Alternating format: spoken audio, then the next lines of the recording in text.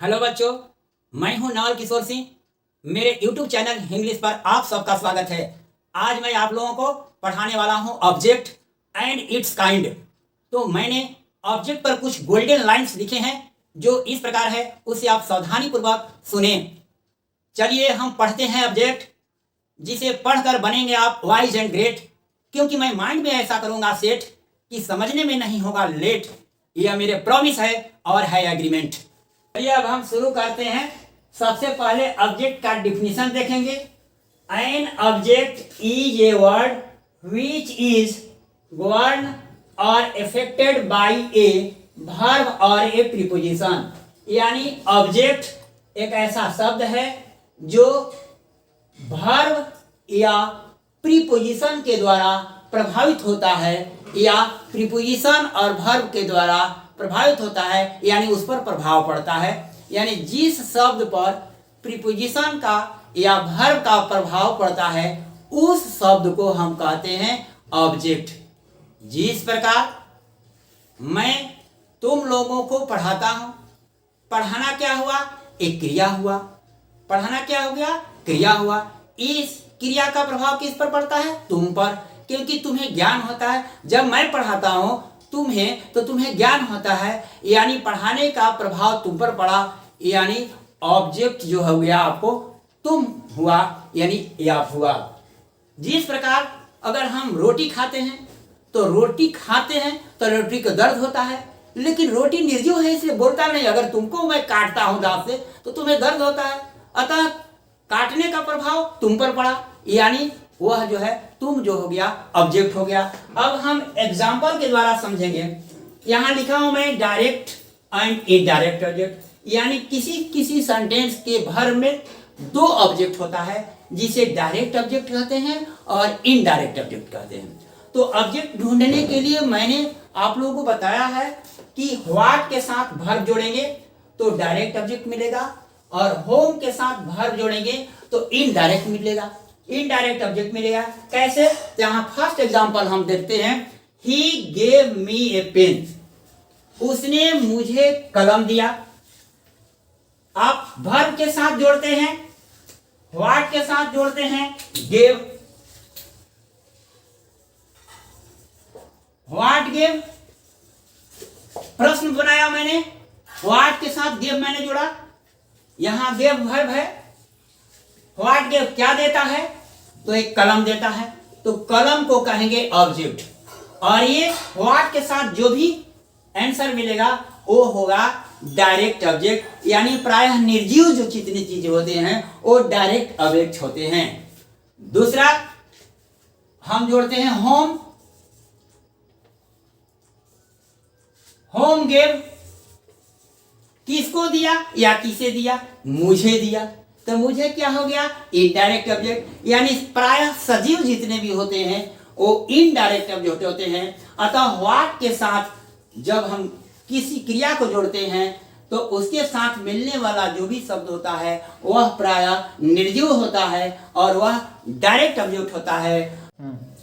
और होम के साथ जब गेव जोड़ते हैं तो जो आंसर मिलता है उसको कहते हैं इनडायरेक्ट ऑब्जेक्ट। अतः इसमें है होम गेव, किसे दिया? तो मुझे दिया, या किसको दिया? तो मुझको दिया। तो यहां मी क्या हो गया? ये भी आपका ऑब्जेक्ट हो गया। ये कौन ऑब्जेक्ट हो गया?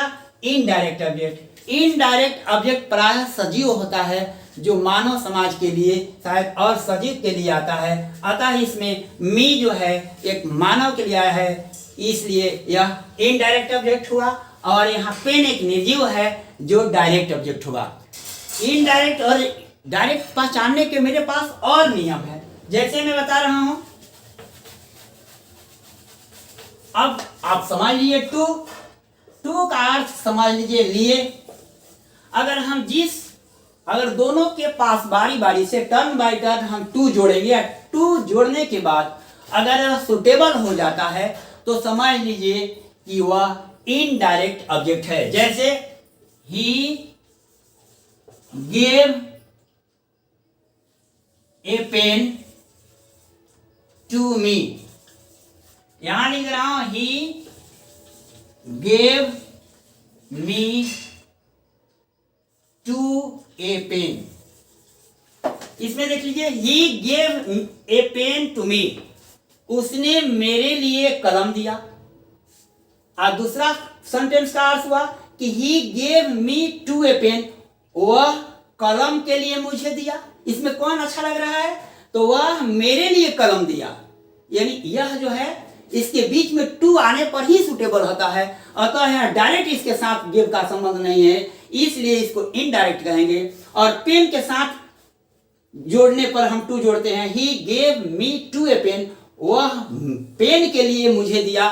तो यह सुटेबल नहीं लग रहा है, बिल्कुल जो है यह जो है सेंटेंस बेकार हो जाता है। अतः पेन के साथ में जब भी कोई शब्द जोड़ते हैं टू को, तो वह सुटेबल नहीं होता है। इसका मतलब कि गिव के साथ डायरेक्ट संबंध है, इसलिए इसको हम पेन को कहेंगे डायरेक्ट ऑब्जेक्ट। कई तरह के भाई होते हैं, जैसे एग्जांपल मैं दे रहा हूं, मेरे मामा के लड़के हैं, ये मेरे भाई सहोदर भाई का एक ही माता पिता के ये हम लोग संतान हैं, तो उसको सहोदर भाई कहते हैं। और एक जो है भाई ममेरा भाई होता है, तो ममेरा यहाँ बीच के अंदर आ गया, अंदर में आ गया, कोई डायरेक्ट संबंध नहीं है। डायरेक्ट संबंध मेरे अपना भाई से होता है, और इनडायरेक्ट हो गया, वो भी भाई है लेकिन इनडायरेक्ट रूप में भाई है। उसी प्रकार यहाँ जो है टू मी, जब हम टू जोड़ते हैं तब यह सुटेबल होता है, तो इसलिए इसको हम डायरेक्ट ऑब्जेक्ट नहीं कहेंगे, बल्कि मी को इनडायरेक्ट ऑब्जेक्ट कहेंगे। और एक पेन के साथ अगर टू रखते हैं तो यह सुटेबल सेंटेंस नहीं होता है, इसलिए इनडायरेक्ट ऑब्जेक्ट कहते हैं इसे। तो मी क्या हो गया? Indirect object, indirect object. और ए पेन क्या हो गया? Direct object, direct object. तो चलिए हम दूसरा एग्जांपल देखते हैं। She writes me a letter, उसने मुझे एक पत्र लिखा। यहां पर ये जो है मी क्या है? ऑब्जेक्ट है। कौन सा ऑब्जेक्ट? इनडायरेक्ट ऑब्जेक्ट है। राइट्स क्या है? वर्ब है। वर्ब का प्रभाव मी पर पड़ता है, क्योंकि जब वर्ब के साथ हम व्हाट जोड़ते हैं, वर्ब के साथ क्या जोड़ते हैं? व्हाट।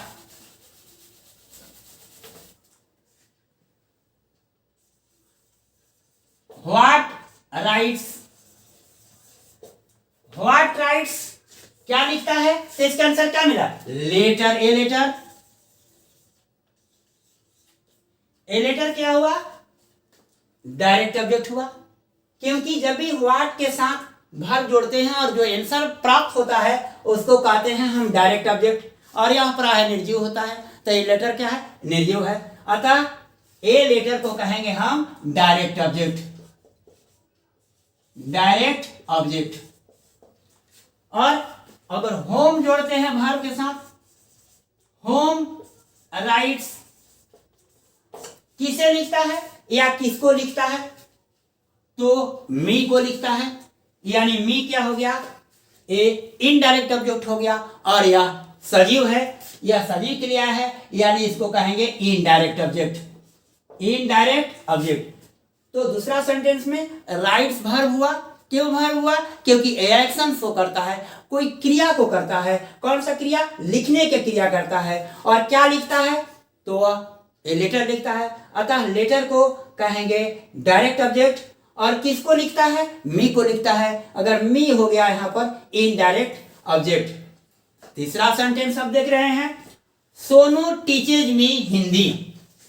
सोनू टीचेज मी हिंदी, इसमें टीचेज क्या हो गया? वर्ब। क्यों वर्ब हुआ? क्योंकि एक्शन शो कर रहा है, एक क्रिया को कर रहा है, अतः टीचेज को कहेंगे वर्ब।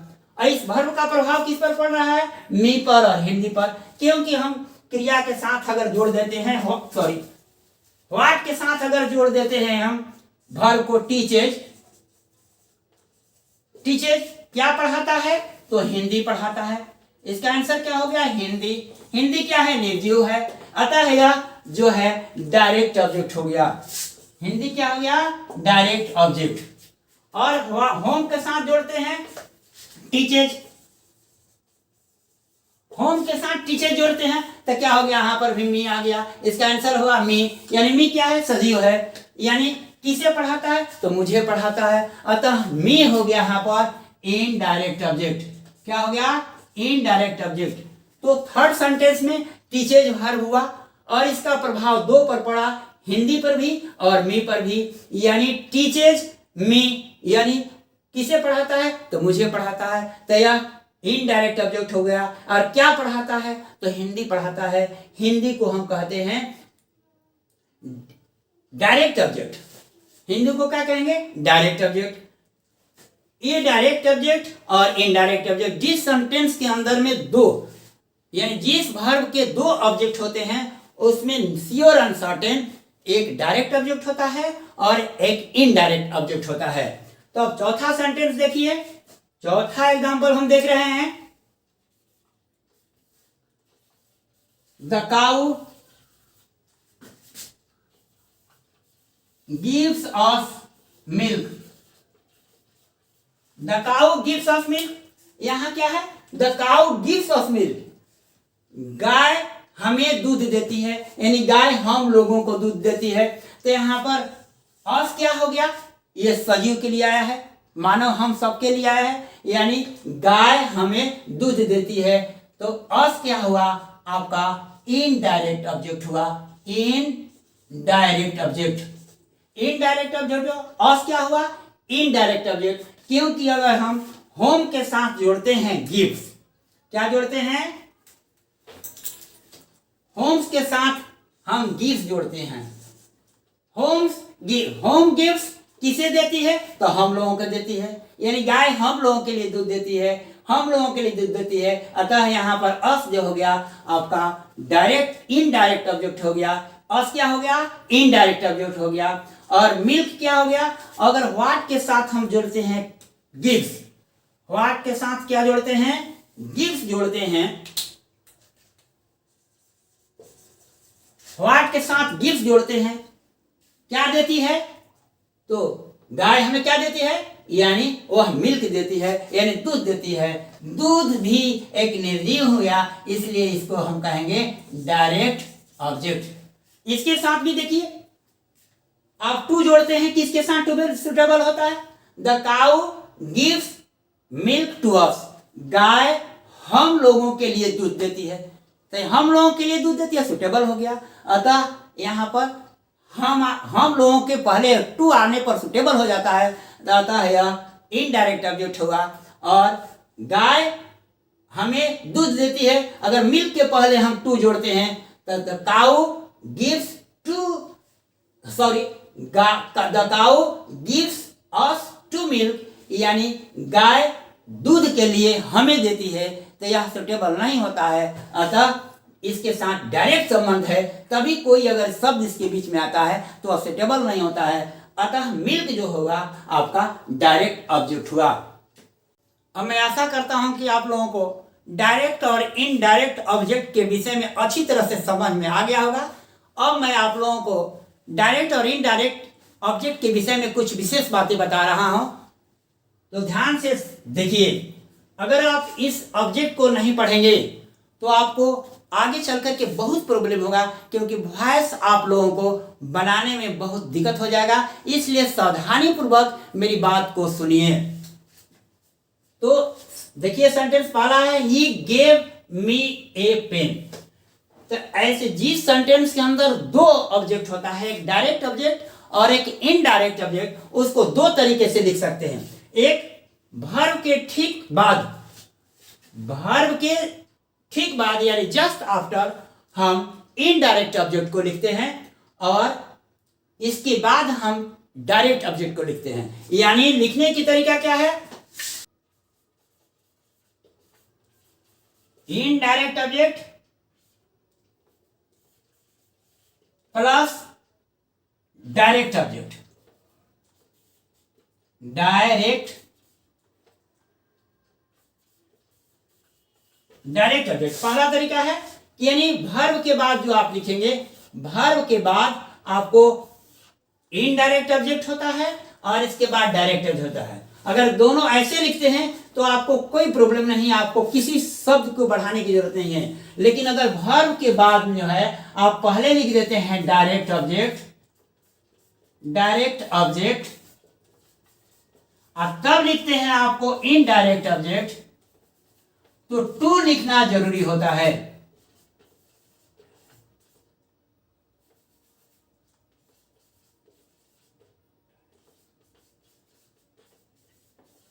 अगर जिस सेंटेंस के अंदर दो ऑब्जेक्ट होता है, डायरेक्ट ऑब्जेक्ट और इनडायरेक्ट ऑब्जेक्ट, तो आपको लिखने की तरीका क्या है? वर्ब के बाद सबसे पहले आप लिखेंगे इनडायरेक्ट ऑब्जेक्ट तब डायरेक्ट ऑब्जेक्ट, या लिखेंगे पहले वर्ब के बाद आप डायरेक्ट ऑब्जेक्ट लिखेंगे। तो जब वर्ब के जस्ट आफ्टर अगर आप डायरेक्ट ऑब्जेक्ट लिखते हैं तो टू लिखना जरूरी हो जाता है इनडायरेक्ट ऑब्जेक्ट के साथ। इनडायरेक्ट ऑब्जेक्ट के पहले आपको टू लिखेंगे तभी सेंटेंस जो है अच्छा होगा, यानी वह सुटेबल होगा, करेक्ट होगा, अन्यथा वह रॉन्ग हो जाएगा। जैसे मैं फर्स्ट सेंटेंस को लिख रहा हूं, he gave a pen to me. He gave a pen to me. अगर इस सेंटेंस को he gave me a pen, gave के बाद आपने जस्ट आफ्टर क्या लिखा? इनडायरेक्ट ऑब्जेक्ट लिखा, इसके बाद मैंने डायरेक्ट ऑब्जेक्ट लिखा। अगर इसी सेंटेंस को मैं यहां लिखता हूं और वर्ब यानी गेव के बाद मैंने लिखा है पहले डायरेक्ट ऑब्जेक्ट और इसके बाद में इनडायरेक्ट ऑब्जेक्ट लिखा है, तो इनडायरेक्ट ऑब्जेक्ट के पहले टू लिखना जरूरी है, अन्यथा सेंटेंस विल बी रॉन्ग, यानी सेंटेंस रॉन्ग हो जाएगा। तो आइए अब हम लोग प्रीपोजिशनल ऑब्जेक्ट के बारे में जानेंगे। प्रीपोजिशनल ऑब्जेक्ट यानी प्रीपोजिशन के बाद आने वाले ऑब्जेक्ट को, चाहे वो नाउन हो या प्रोनाउन हो, उसको कहते हैं प्रीपोजिशनल ऑब्जेक्ट, यानी प्रीपोजिशन के बाद आने वाला नाउन या प्रोनाउन। तो अगर आप लोगों को प्रीपोजिशन के विषय में जानकारी अच्छी तरह से नहीं होगी तो मेरे पार्ट्स ऑफ स्पीच के सेकेंड पार्ट में जो मैं प्रीपोजिशन के विषय में डिटेल से पढ़ाया हूं, उसमें आप लोग जाकर देख सकते हैं और उसको अच्छी तरह से समझ सकते हैं। अतः अब हम लोग यहाँ प्रीपोजिशनल ऑब्जेक्ट के एग्जाम्पल देखते हैं। ही लाफ्स एट द बेगर, वह भिखारी पर हंसता है। यहाँ पर लाफ्स एक वर्ब हुआ, लाफ्स क्या हुआ? वर्ब हुआ। यह एक्शन शो करता है और क्या सकता है? हंसता है। किस पर? एक भिखारी के ऊपर। तो ये जो है प्रीपोजिशन है। एट क्या है? प्रीपोजिशन। एट है प्रीपोजिशन, और प्रीपोजिशन के बाद आने वाले नाउन या प्रोनाउन को कहते हैं प्रीपोजिशनल ऑब्जेक्ट, यानी प्रीपोजिशन एट के बाद आया है इसलिए बेगर हो गया आपका प्रीपोजिशनल ऑब्जेक्ट। उसी प्रकार Mohan speaks to Sita, Mohan speak to Sita, Mohan Sita से बोलता है यानी सीता से बात करता है। तो स्पीक टू सीता, यहां टू क्या हुआ? प्रीपोजिशन हुआ। स्पीक क्या हुआ? वर्ब हुआ, क्योंकि एक्शन शो करता है, बोलने का काम करता है, अतः स्पीक्स क्या हुआ? वर्ब हुआ। अब वर्ब के बाद आया है टू और टू के बाद आया है सीता, यानी मोहन सीता से बात करता है यानी सीता से बोलता है, अतः टू प्रीपोजिशन हुआ और टू के बाद सीता आने वाला है, अतः यह ऑब्जेक्ट हुआ। कौन सा ऑब्जेक्ट हुआ? प्रीपोजिशनल ऑब्जेक्ट, क्योंकि टू प्रीपोजिशन के बाद आया है, अतः सीता को हम यहां पर कहेंगे प्रीपोजिशनल ऑब्जेक्ट। फर्स्ट सेंटेंस में एट के बाद आया है बेगर, इसलिए हम इस बेगर को प्रीपोजिशनल ऑब्जेक्ट कहते हैं। सेकंड सेंटेंस में टू के बाद आया है सीता, अतः इसको हम प्रीपोजिशनल ऑब्जेक्ट कहते हैं। अब हम तीसरा एग्जांपल देखते हैं। Raju looks after his parents, Raju looks after his parents, यहां लुक्स क्या होता है? वर्ब है। लुक्स आफ्टर यानी देखभाल करना, आफ्टर क्या है? प्रीपोजिशन है। आफ्टर क्या है? प्रीपोजिशन है, और प्रीपोजिशन के बाद आया है हिज पेरेंट्स। हाँ, आफ्टर क्या है? प्रीपोजिशन आया है और हिज पेरेंट्स जो है ऑब्जेक्ट है, अतः आफ्टर प्रीपोजिशन के बाद हिज पेरेंट्स आया है, इसलिए हम कहेंगे हिज पेरेंट्स को प्रीपोजिशनल ऑब्जेक्ट। आशा करता हूं कि आप लोगों को डायरेक्ट ऑब्जेक्ट, इनडायरेक्ट ऑब्जेक्ट और प्रीपोजिशनल ऑब्जेक्ट अच्छी तरह से समझ में आ गया होगा। ये ऑब्जेक्ट का पार्ट 1 है और इसका पार्ट 2 जल्द ही अपलोड कर दिया जाएगा।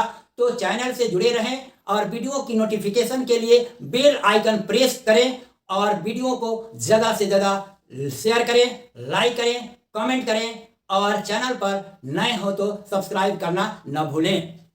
Wish you all the best.